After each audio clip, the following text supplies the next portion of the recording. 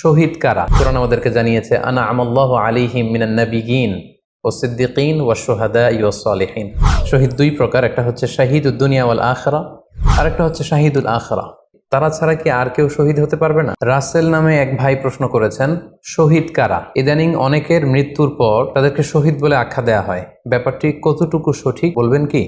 প্রিয় ভাই, রাসেলের উত্তরে আমরা বলতে চাই যে এই পৃথিবীতে আল্লাহর দ্বীনকে বাস্তবায়ন করতে যে অথবা বিজয়ী করতে যে কাফেরদের বিরুদ্ধে সশস্ত্র সংগ্রামে যে মুমিন ব্যক্তি নিহত হয় তাকে শহীদ বলে। আই রিপিট, আমি আবারও বলছি, আল্লাহর জমিনে আল্লাহর দ্বীনকে বিজয়ী করতে যে কাফেরদের বিরুদ্ধে সশস্ত্র সংগ্রামে যে মুমিন ব্যক্তি নিহত হয় তাকে শহীদ বলা হয়। সহিহ বুখারীর বর্ণনায় এসছে যে সাহাবারা আল্লাহ রাসূল সাল্লাল্লাহু আলাইহি সাল্লামকে জিজ্ঞেস করেছিলেন যে হে আল্লাহর রাসূল, কারা আল্লাহর রাস্তায় জিহাদ করছে এটা আমরা কিভাবে বুঝবো?